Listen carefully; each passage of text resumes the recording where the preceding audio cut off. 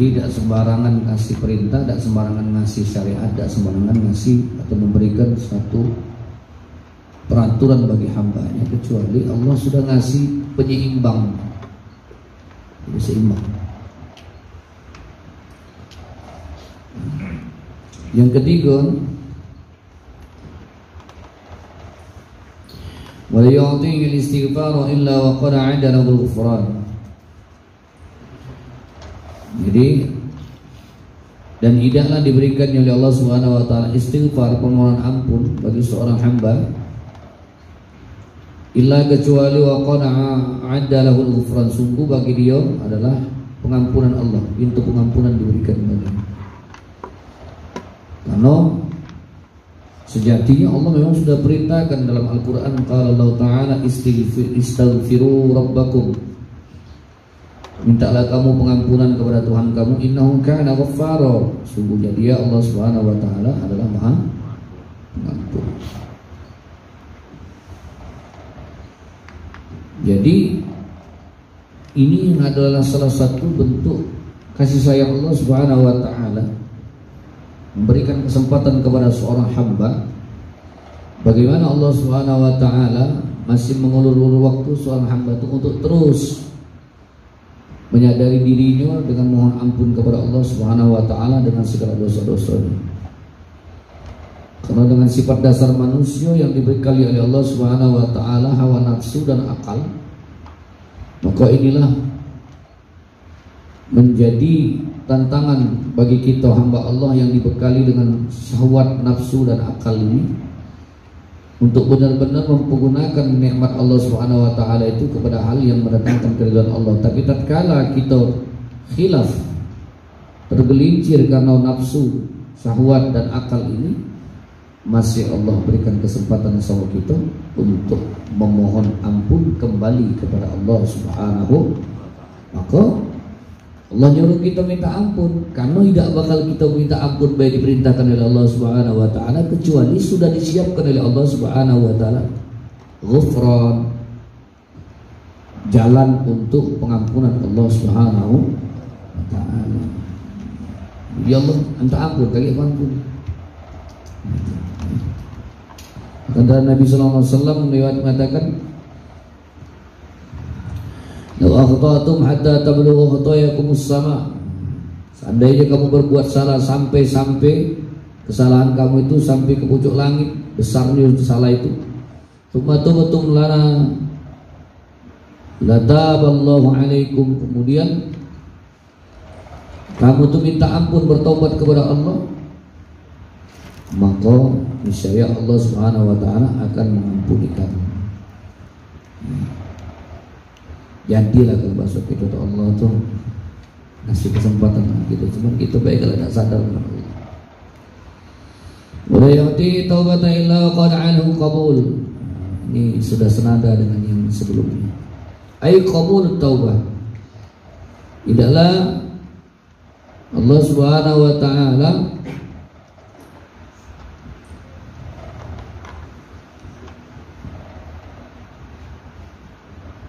memberikan jalan bertaubat kecuali bagi dia diberikan oleh Allah Subhanahu wa taala qabulut taubah, penerimaan taubah daripada kesalahannya itu.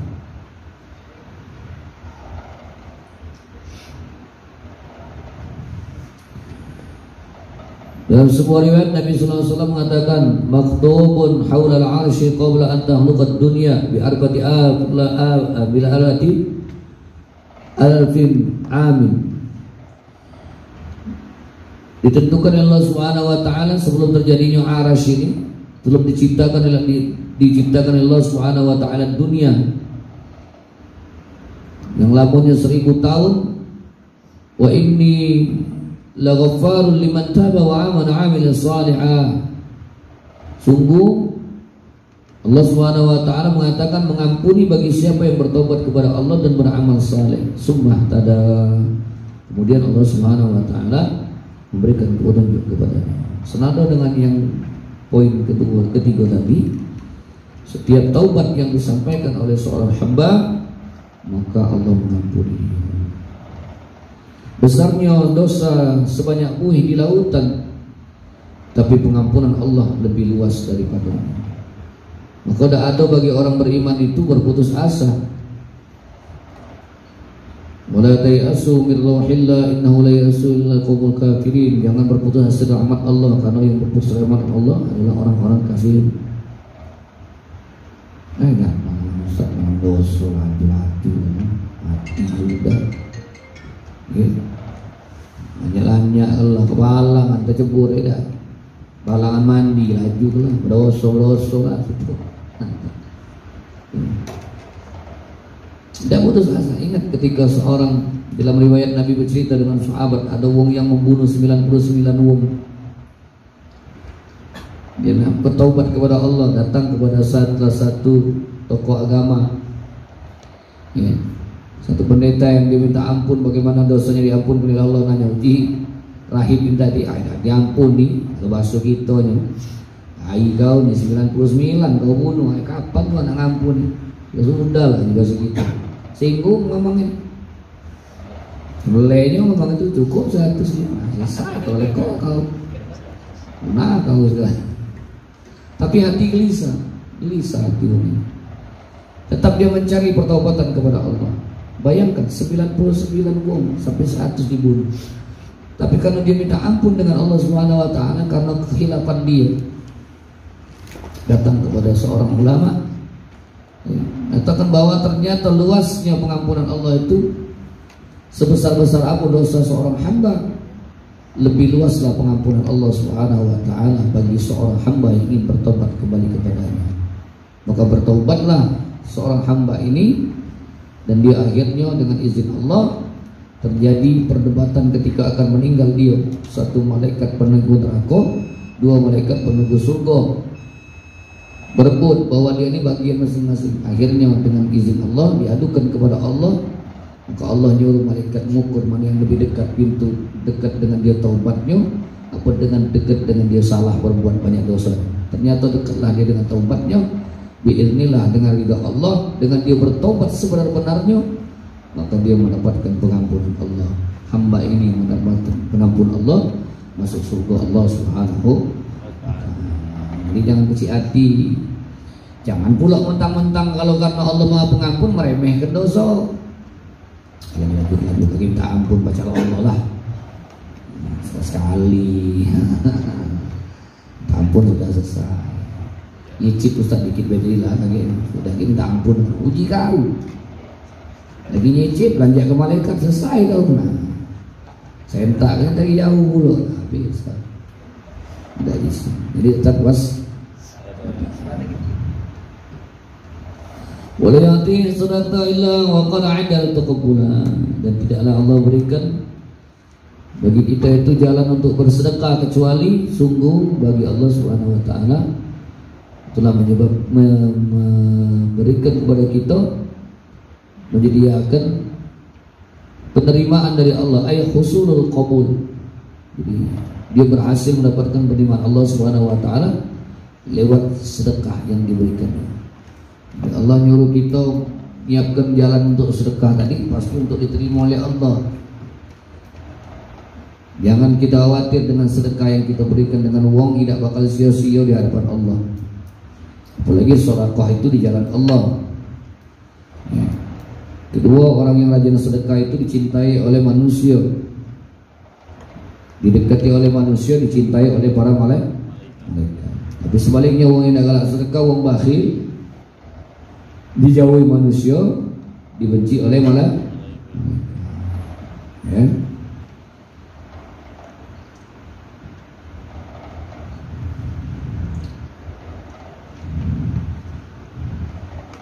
Ruya anna sallallahu alaihi wasallam, diriwayatkan Nabi sallallahu alaihi wasallam berkata, bersabda, kullu mri'in fi zilli sadaqatihi, setiap perkara di dalamnya itu ada naungan, termasuk sedekah, di dalam sedekahnya, hatta yuqadha bainan nas, sampai sudah ditetapkan di antara manusia.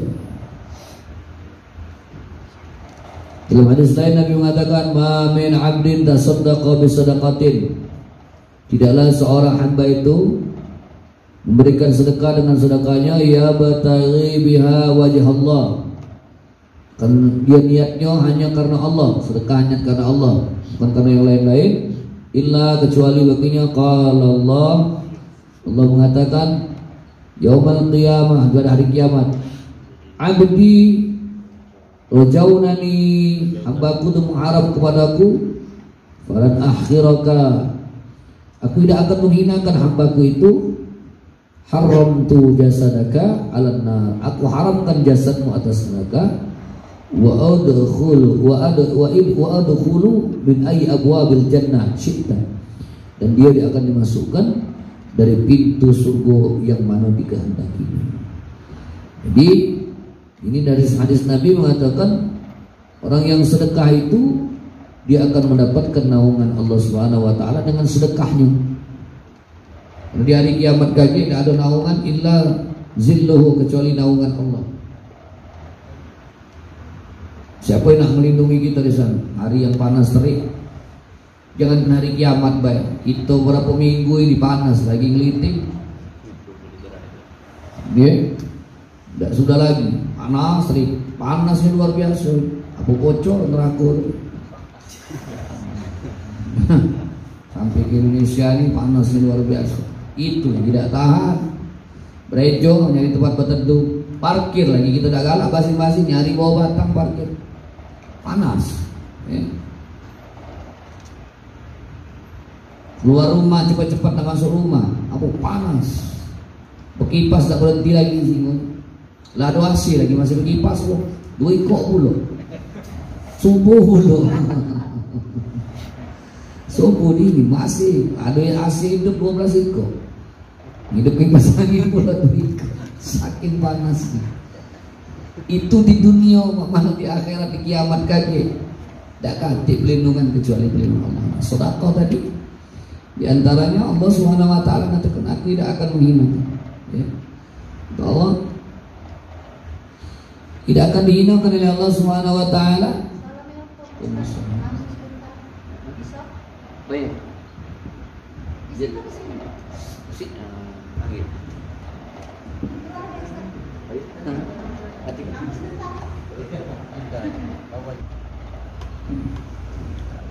Dan sedekah yang kita berikan itu tidak bakal lewat baik, pasti langsung dibalas. Hebatnya amalan yang langsung dibalas Allah Subhanahu wa taala itu. Di antaranya adalah langsung di dunia ini sedekah. Ada juga yang balasan langsung Allah berikan di dunia ini.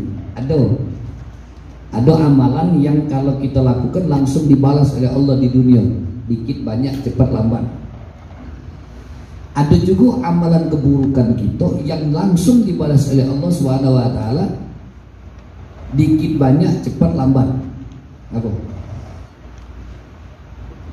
Amalan buruk kita yang langsung dibalas apa? Kualat dari apa? Nah, hati-hati dengan amalan ini. Perbuatan kita berbuat durhaka dengan uang tua kontan dunia, dikit banyak cepat lambat, dan sudah terbukti. Kalau tadi sedekah itu langsung Allah balas di dunia, balasannya sedikit banyak cepat lambat. Tapi hati-hati dengan berbuat durhaka dengan uang tua. Durhaka itu banyak, itu kategori dari yang terkecil sampai yang terbesar. Ngomong isbah itu termasuk sudah durhaka. Melihat memandang wong tua dengan pandangan kebencian itu sudah durhaka.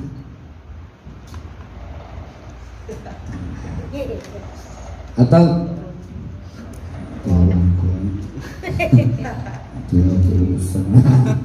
walaupun tidak diucap tapi di hati memandang dengan kebencian. Bisa tidak bayang memandang kebencian? Dimarahin. Itu pun sudah durhaka, apalagi ngomong.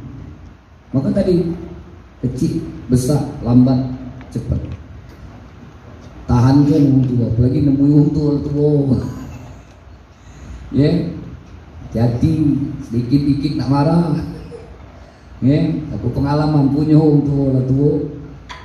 Salah benar sih, banyak ada baik kesalahan. Gawian dia susah di dia nganar ke lain ngebet tali itu ngebet kenceng tuh dia pas nak menerin aku dandan dibongkar kita ada di situ yang ngebet dia buat simpulnya dia pas nak bongkar setengah mati siapa yang ngebet ini itu ada di situ mana kira-kira nak dijawab manu membangsa kawan kau tuh lah tuh gitu kawan mau tuh diam aja bakso nah hati bingung be anak muda gitu. Jadi ujian karena termasuk beruntunglah yang masih punya orang tua ada pintu surga kan ya nah, jadi itu kontan di mana sekecil-kecilnya apa hidup hilang berkah sekecil-kecilnya ya agak sulit hidup kita banyak harta tapi tidak tenang badan sehat tapi tidak mendatangkan kebaikan waktu lapang tidak manfaat untuk mendatangkan kemaslahatan itu hilang berkah ya jadi hati-hatilah jadi kalau tadi sedekah termasuk di antara amalan yang di dunia langsung Allah balas tapi ada juga satu perbuatan di dunia juga langsung Allah balas di antaranya salah satunya adalah berbuat durhaka kepada maka zillun ini tadi pelindungan Allah Subhanahu wa taala naungan Allah di hari kiamat yang sangat luar biasa panas berkumpul manusia tak lagi kecilin mana orang tua mana anak mana keluarga apalagi cewek jual nanti rusak mati bujang misalnya cewekan lamun 8 tahun misalnya tinggalkan dia tak hidup semati ketemu di kiamat mana ciren lagi nah kau dulu kalau kami dengan siapa bawa tinggal usaha sama rewu nih aku masih jomblo sampai mati kau nah sampai jomblo sampai mati kate urusan dengan umat bapak lagi tak ciren gitu mana umat mana ubah mana anak mana tak lagi ya tak keciren lagi apalagi pemimpin-pemimpin kita mana ciren lagi dengan kita ya tuh jadi ini termasuk di antara 5 perkara yang Allah sudah berikan dan pasti Allah sediakan timbal balik dari hal yang demikian. Wallahu a'lam. Baik, namanya ketik sudah Allah manfaat.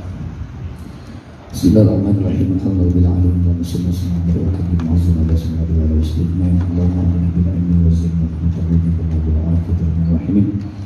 Wa tilana dzulfana li walidina wa min kulli nasran muslimin rahim. Rabbana atina fid dunya hasanatan wa fil akhirati hasanatan wa qina adzaban nar. Sallallahu alaihi wa sallam alamin. Sallallahu rabbuna ala nuril mubin ala mustafa sayyidil mursalin wa ala alihi wa sahbihi ajma'in wa ala alihi wa sahbihi ajma'in. Sallallahu rabbuna ala nuril mubin ala mustafa sayyidil mursalin wa ala alihi wa sahbihi ajma'in wa ala alihi wa sahbihi ajma'in. Sallallahu rabbuna ala nuril mubin ala mustafa sayyidil mursalin wa ala alihi wa sahbihi ajma'in wa ala alihi wa sahbihi. Kepada Tuhan kita,